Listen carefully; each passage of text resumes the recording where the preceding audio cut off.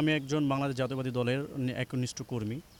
সেখান থেকে আমরা সবসময় দলের জন্য এবং দেশ মানুষের কল্যাণের জন্য কাজ করি। যখন দেশ জনগণ কল্যাণের জন্য কাজ করি তখন চারপাশ থেকে নানান রকমের প্রতিকূলতার সৃষ্টি হয় আমাদের প্রতি। যেমন গত 16ই মে শনিবার 2026 আমাদের অর্থোপেডিক হসপিটালে সহকারী পরিচালকের রুমে শহীদুল আলম স্যারের রুমে কে বা কারা গিয়ে তাকে সন্ত্রাসী মব সৃষ্টি করেছে লোক নিয়োগের জন্য 30 জন। তো সেইখানে আমি আসলে ব্যক্তিগতভাবে আমি কিছুই জানি না যে ওইখানে কে বা কারা তাকে যে হুমকি দিয়েছে এবং তাকে যে ভয়ভীতি দেখিয়েছে তা আমার কোনোভাবে অবগত আমি না। কিন্তু তারপরও আমাকে দেখলাম একটা টিভি চ্যানেল নিউজে আমাকে আমার ছবি ব্যবহার করে আমাকে বলা হয়েছে আমি নাকি আমার লোকজন গিয়ে তাকে হুমকি দিয়েছে। তো আমি এই সম্পর্কে কোনোভাবেই কিছু জানি না। তো ওইখানে যার নেতৃত্বে হয়েছে আমরা শুনতে পেরেছি যে সে একটা এই রাজনৈতিক সাবেক রাজনীতি করতো, এখন সেও রাজনীতির সাথে জড়িত না। কালা রাকিব, যাকে সবাই কালা রাকিব নামেই চিনে, কৃষি ভার্সিটিতে তার বাসা।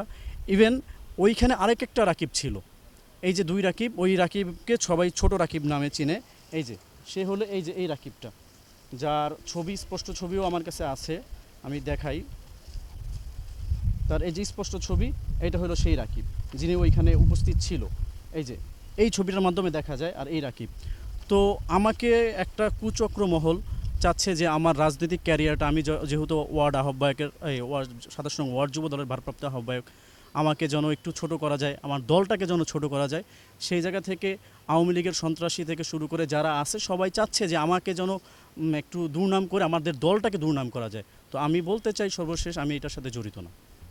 সিসিটিভি ফুটেজের কথা উল্লেখ করা হয়েছে, এই ফুটেজে কি আপনারা আছেন কিনা? না না না, আমি অবশ্যই সিসিটিভি ফুটেজে নাই, কারণ সেদিনকে আমি ওই ওই ওই ইভেন আমি ওই এলাকাতেই ছিলাম না, আমি শিশু হাসপাতালে আমি আমার কাজ করছিলাম।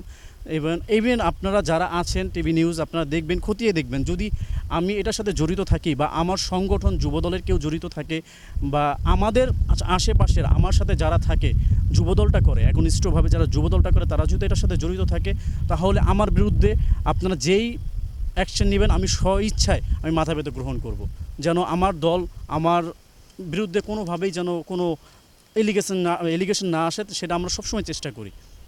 এই বিষয়ে আপনার দাবিটা কি?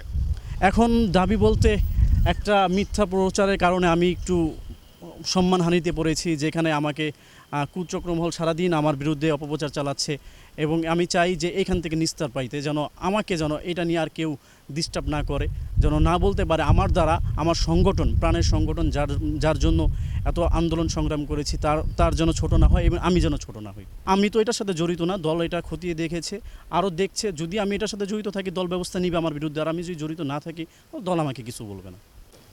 আমি শফিকুল ইসলাম বাবুল, 27 নং ওয়ার্ড যুবদলের যুগ্ম আহ্বায়ক। গত পরশুদিন অর্থোপেডিক্স হাসপাতালে আউটসোর্সিং নিয়ে একটি ঘটনা ঘটছে। সেই ঘটনার সাথে আমাদের ভারপ্রাপ্ত আহ্বায়ক রাকিবুল ইসলামের নামে, ভারপ্রাপ্ত আহ্বায়ক রাকিবুল ইসলাম রানার নামে মিথ্যা অপবাদ দেওয়া হয়েছে। আমরা 27 নং ওয়ার্ড যুবদলের পক্ষ হইতে এর তীব্র নিন্দা ও প্রতিবাদ জানাই।